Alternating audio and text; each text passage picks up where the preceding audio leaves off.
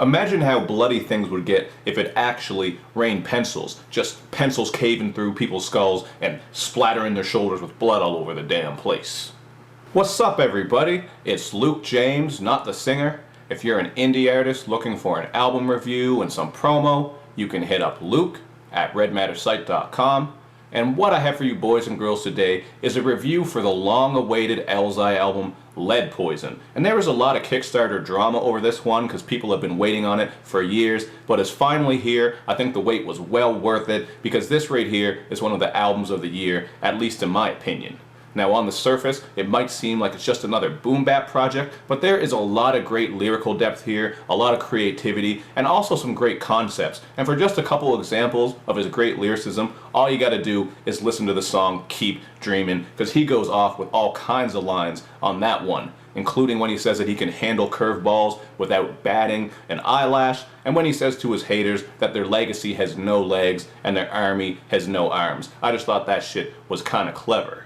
But one of the tracks on here that really stood out to me right away is the single February. It has these twinkling piano keys and soft strings that really add to the wintry theme of the track. And this one is a little bit of a coming of age tale because Elzhi is spitting about how as he got older, he started to lose friends and some of his relationships failed. And he also spits about how when he was younger, he was just out there riding bikes and having snowball fights, just having fun with his friends, nothing too serious. So it kind of shows you how things can change over the years, and as you get older, life gets much more complicated. So it was a very personal track, and he gets personal on a lot of songs throughout this album, including on the song Cloud, where he spits over a nice soul sample about how depression is just following him around as if it were a cloud. And on the song Alienated, he goes into detail about how he feels isolated, and he brings in some nice space puns as well because alienated. So as you can see, he's showing some vulnerability on this album, and I really like that because it draws you closer to who he is as an artist,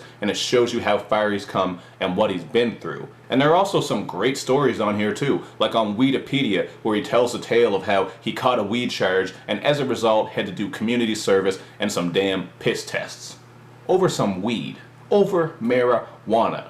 It actually kind of reminded me of Bob Saget's part in Half Baked. He sucked dick for coke. Did you ever suck dick for coke? Now, another song where Elzhi lays it all out on the track is Cosign. And this one has some great production on it. It's kind of smooth and bassy, so you can actually ride in your car to this one, and it has a pretty nice feel to it, if you ask me. And it features Sconey on the outro, who brings some great vocals. But in the verses, this is another track where Elzhi is spitting about the things that he's been through. He raps about how he's dealt with backstabbers and snakes, and he also brings up how he came from the D, where you might get jacked in the drive-thru. Kind of like what happened in Menace to Society, if you're familiar with that one. So this was a cool track that told a bit more of his story, and he says that he did this all without a cosign, which is pretty cool because I don't think he really had some amazing cosigns when he was working on this album, at least not that I know of, and I think most people obviously know him from his work with Slum Village. But as I mentioned at the beginning of this review, there are some really great concepts on here. Now, they might get a little bit carried away, like on the song She Sucks, where he tells the story of becoming a vampire, and this whole song actually kind of sounded like something from Ghostface's 12 Reasons to Die album, either the first one or the second one. Once you hear it, I think you'll know what I mean. It just has that similar style of production. But the concept track on here that I really enjoyed is the song Hello. You might recognize a sample on this beat because it sounds a lot like Joyner Lucas's song Ross Capiccioni, and in this one he's telling the story of how he's basically trapped inside the song. He's trying on hi-hats, lacing up the kicks, getting punched by punchlines. There's a lot of clever wordplay like that, and I like on the outro as the song is playing out how he's screaming out for us to let him out of the song and help him because he doesn't want to be trapped once the song ends. I just thought that was a really cool idea and just an example of the creativity that Elzhi brings throughout a lot of this album.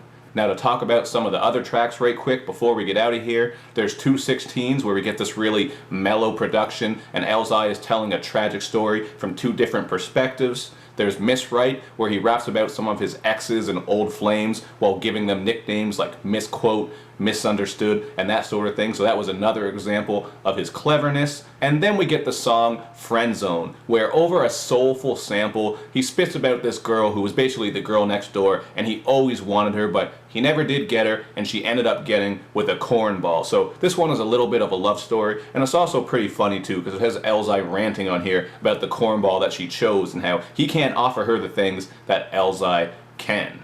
And to wrap this review up, like I said, this is one of my favorite releases of the year, and I give this a 4.5 out of 5. There really wasn't much here that I didn't like. Now, one of the gripes that I've seen some people say is that the production isn't overly great, and I can understand that a little bit because there's nothing too creative here and the production doesn't get very adventurous. But I liked pretty much all of these beats. I thought they matched up perfectly with what Elzhi was doing, and his lyrical ability and his creative depth just really adds to this whole album and uplifts the production, which is a nice change because usually it's the other way around. It's production uplifting shitty rappers. So I think this is a dope album. Don't sleep on it. I think you guys are going to like this one, but hit me up in the comment section and let me know what you think about it. And also make sure you do all that good YouTube and social media stuff, man, where you like my videos, you share them, you follow me on Twitter, you retweet the videos, and you especially subscribe to my channel. Thank you for watching, everybody. I'll see you next time.